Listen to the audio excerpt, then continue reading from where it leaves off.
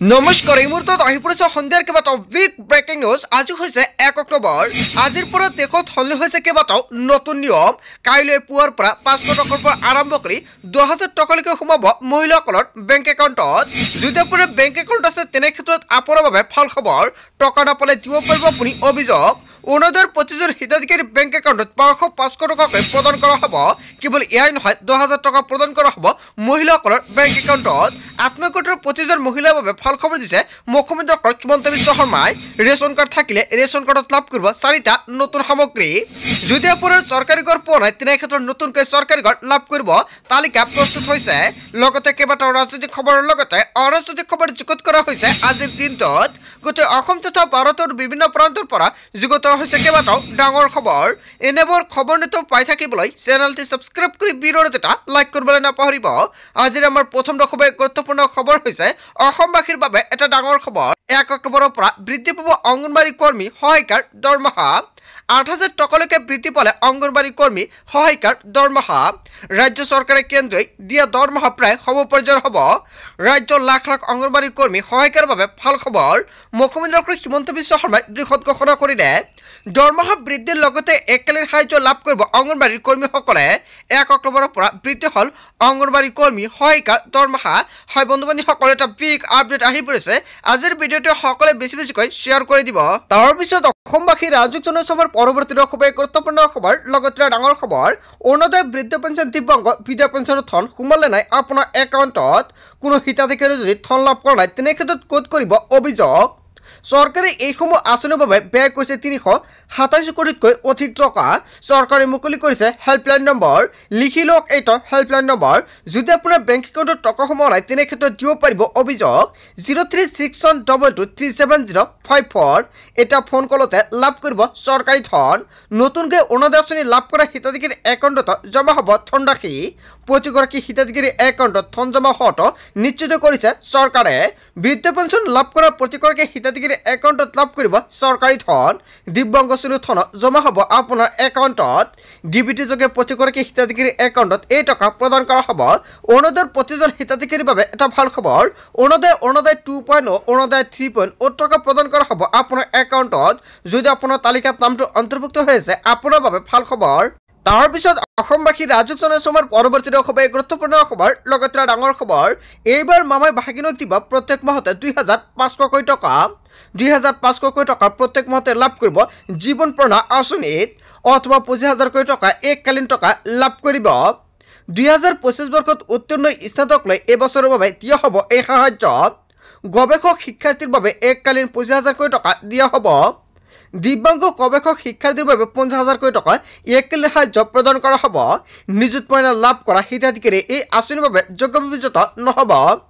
25 কোটি খৰচ হ'ব এই জীৱন প্ৰেৰণা আঁচনিত। অক্টোবৰৰ পৰা আৰম্ভ হ'ব এই প্ৰক্ৰিয়া। হয় বন্ধু বান্ধৱীসকল, এই মাহৰ পৰা চৰকাৰে কেইবাটাও আঁচনি মুকলি কৰিব আৰু এইবাৰ মামাই ভাগিনক দিব প্ৰত্যেক মাহতে 2,500কৈ টকা। অতি শীঘ্ৰে আপুনি আবেদন কৰক। আবেদন কৰিলে এই টকা আপুনি লাভ কৰিব আপোনাৰ বেংক একাউণ্টত। তাৰপিছত অসমবাসী ৰাজুক জনসভাৰ পৰৱৰ্তী খুবেই গুৰুত্বপূৰ্ণ খবৰ। লগতে ডাঙৰ খবৰ, ৰাজ্যৰ লাখ লাখ যুৱক যুৱতীৰ বাবে ভাল খবৰ। শীঘ্ৰে মুকলি হ'ব 40,697টা চাকৰিৰ বিজ্ঞাপন। তৃতীয় বৰ্গৰ পদৰ বাবে 7,650টা পদ মুকলি। চতুৰ্থ বৰ্গৰ বাবে 5,000 পদ মুকলি। অসম লোকসেৱা আয়োগত 1,208টা পদ মুকলি। প্ৰাথমিক শিক্ষা সঞ্চালকালয়ত খালী হৈছে 2,050টা পদ। মাধ্যমিক শিক্ষা সঞ্চালকালয়ত 9,717টা পদ। অসম অভিযন্তা সেৱা 343টা। চিকিৎসা বিজ্ঞানত স্বাস্থ্য নিযুক্তিত 490টা। ৰাজ্যিক পৰ্যায়ৰ আৰক্ষীৰ নিযুক্তিত 6,239টা পদ মুকলি। 2025 জানুৱাৰীলৈকে মুঠ 1,60,596টা চাকৰিৰ নিযুক্তি প্ৰদান কৰিছে ৰাজ্য চৰকাৰে। ৰাজ্যৰ লাখ লাখ যুৱক যুৱতীৰ বাবে ভাল খবৰ দিছে মুখ্যমন্ত্ৰী ডক্টৰ হিমন্ত বিশ্ব শৰ্মাই। তাৰপিছত অসমবাসী ৰাজুক জনসভাৰ পৰৱৰ্তী খুবেই গুৰুত্বপূৰ্ণ খবৰ। লগতে ডাঙৰ খবৰ, ৰেচন কাৰ্ডৰ লাখ লাখ হিতাধিকাৰীৰ বাবে 12 টকাকৈ বৃহৎ সুবিধা। মুখ্যমন্ত্ৰী ডক্টৰ হিমন্ত বিশ্ব শৰ্মাই চৰকাৰে দিছে এইসমূহ সুবিধা। ৰেচন কাৰ্ড থাকিলে লাভ কৰিব প্ৰত্যেক মাহতে অৰুণোদয় আঁচনি ধনৰাশি। যদি আপোনাৰ ৰেচন কাৰ্ড আছে আপুনি অৰুণোদয় আঁচনিৰ সুবিধা পোৱা নাই নেকি? তেনে ক্ষেত্ৰত কেনেকৈ এই সুবিধা আপুনি লাভ কৰিব? মুখ্যমন্ত্ৰী ডক্টৰ হিমন্ত বিশ্ব শৰ্মাই স্পষ্টীকৰণ প্ৰকাশ কৰিছে। ৰেচন কাৰ্ড থাকিলে লাভ কৰিব চৰকাৰী ঘৰ।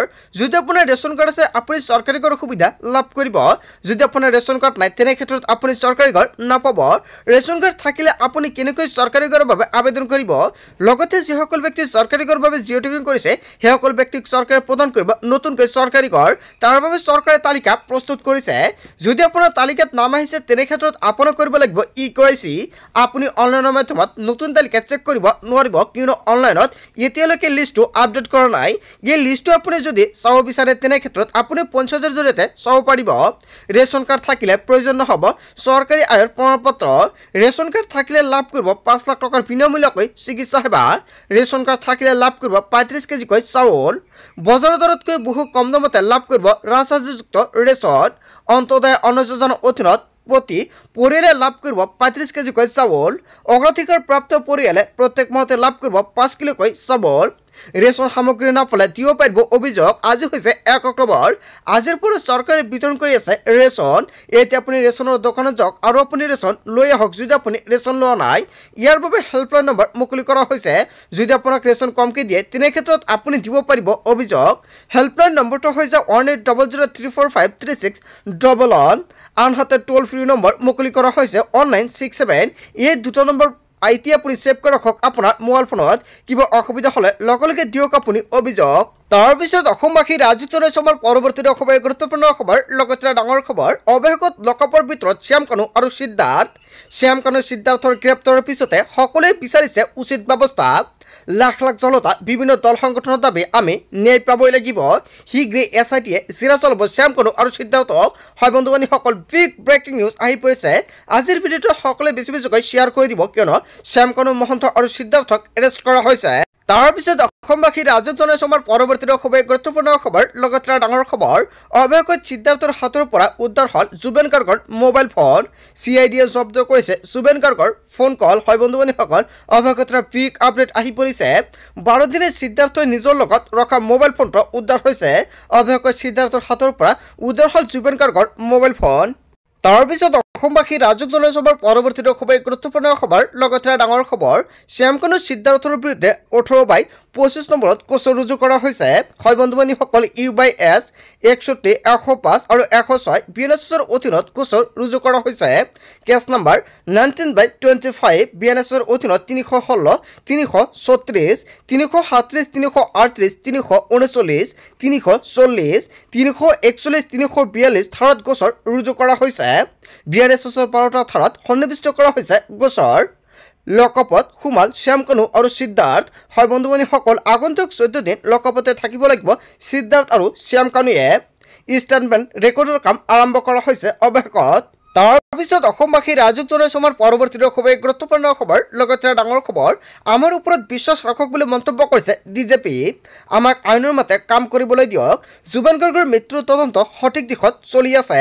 উত্তেজনাৰ সৃষ্টি নকৰিব জনতাই, সকলো তদন্ত ভালকৈ হ'ব। আমি উচিত তদন্ত কৰি আছো, ফাইনেল ৰিজাল্ট ওলাব। আমি আমাৰ হিয়াৰ আমঠুক হেৰুৱাইছোঁ। কান্দি কান্দি এনেকুৱাকৈ ডিউটি কৰিছে আমাৰ আৰক্ষীয়ে।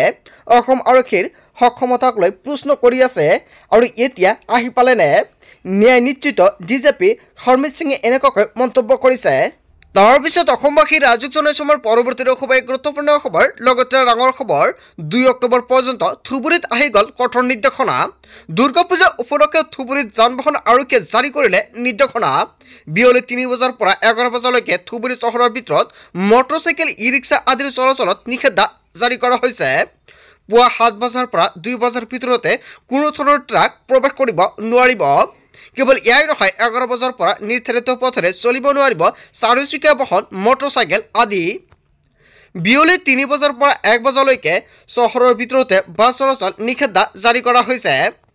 30 ছেপ্টেম্বৰ 1 অক্টোবৰ আৰু 2 অক্টোবৰত নগৰৰ ভিতৰত চলিব নোৱাৰিব কোনো ধৰণৰ ই ৰিক্সা হয় বন্ধু বান্ধৱীসকল এটা বিগ আপডেট আহি পৰিছে আজিৰ ভিডিঅ'টো সকলোৱে বেছিকৈ শ্বেয়াৰ কৰি দিব যাতে সকলোৱে জানিব পাৰে অন্যথা পৰিব আপুনি ভয়ংকৰ বিপদৰ সন্মুখীনত তাৰপিছত অসমবাসী ৰাজ্যক জনাইছো আমাৰ পৰৱৰ্তী খুবেই গুৰুত্বপূৰ্ণ খবৰ লগতে ডাঙৰ খবৰ ৰাজ্যৰ লাখ লাখ পৰীক্ষাৰ্থীৰ বাবে মুখ্যমন্ত্ৰী ডক্টৰ হিমন্ত বিশ্ব শৰ্মাৰ বৃহৎ ঘোষণা দুৰ্গা পূজাৰ পিছতে ঘোষণা হ'ব সকলো নিযুক্তি পৰীক্ষাৰ ফলাফল শিক্ষক নিযুক্তিৰ পৰা এডিআৰইলৈকে এছআইৰ পৰা কনষ্টেবললৈকে 100% মেধা আৰু 0% দুৰ্নীতিৰে প্ৰদান কৰা হ'ব চাকৰি 6টা নিযুক্তি পৰীক্ষাৰ ফলাফলৰ তাৰিখ ঘোষণা কৰিছে মুখ্যমন্ত্ৰীগৰাকী এডিআৰইৰ তৃতীয় বৰ্গৰ ফলাফল ঘোষণা হ'ব 10 অক্টোবৰত এডিআৰইৰ চতুৰ্থ বৰ্গৰ ফলাফল ঘোষণা হ'ব 15 অক্টোবৰত স্বাস্থ্য বিভাগৰ বিভিন্ন পদৰ ফলাফল ঘোষণা হ'ব 12 অক্টোবৰত প্ৰাথমিক স্নাতক আৰু স্নাতকোত্তৰ শিক্ষক পদৰ ফলাফল 15 পৰা 20 অক্টোবৰৰ ভিতৰত ঘোষণা কৰা হ'ব উপ পৰিদৰ্শক অগ্নিনিৰ্বাপক সেৱাৰ ফলাফল 10 অক্টোবৰৰ ভিতৰত ঘোষণা কৰা হ'ব এবি আৰু ইউবি কনষ্টেবলৰ ফলাফল অক্টোবৰৰ ভিতৰতে ঘোষণা কৰা হ'ব ৰাজ্যৰ লাখ লাখ পৰীক্ষাৰ্থীৰ বাবে মুখ্যমন্ত্ৰী ডক্টৰ হিমন্ত বিশ্ব শৰ্মাই বৃহৎ মন্তব্য কৰিছে হয় বন্ধু বান্ধৱীসকল এটা বিগ আপডেট আহি পৰিছে তাৰপিছত অসমবাসী ৰাজ্যক জনাইছো আমাৰ পৰৱৰ্তী খুবেই গুৰুত্বপূৰ্ণ খবৰ লগতে ডাঙৰ খবৰ 1 অক্টোবৰৰ পৰা নিষিদ্ধ হ'ব অনলাইন গেম ধৰা পৰিলে 2 বছৰ পৰ্যন্ত হ'ব কাৰাদণ্ড হয় বন্ধু বান্ধৱীসকল আজিৰ পৰা দেশত সলনি হৈছে কেইবাটাও নতুন নিয়ম আপুনি অনলাইনৰ মাধ্যমত গেম খেলে নেকি তেনে ক্ষেত্ৰত আপোনাৰ বাবে ডাঙৰ খবৰ আজিৰ ভিডিঅ'টো সকলোৱে বেছিকৈ শ্বেয়াৰ কৰক অনলাইন মানি গেমৰ প্ৰচাৰ কৰিলে খাটিব লাগিব 2 বছৰ পৰ্যন্ত কাৰাবাস অনলাইন মানি গেমক লৈ চৰকাৰে বলবৎ কৰিলে নতুন আইন লেনদেনত জড়িত হ'লে ব্যক্তি কোম্পানী ভৰিব লাগিব জৰিমনা ধনৰ লেনদেনৰ সুবিধা কৰা বেংককো বিহিব জৰিমনা অনলাইন গেম খেলিলে পৰিব আপুনি ভয়ংকৰ বিপদৰ সন্মুখীনত আইনত পৰিণত হ'ল অনলাইন গেম বিৰোধী বিধেয়ক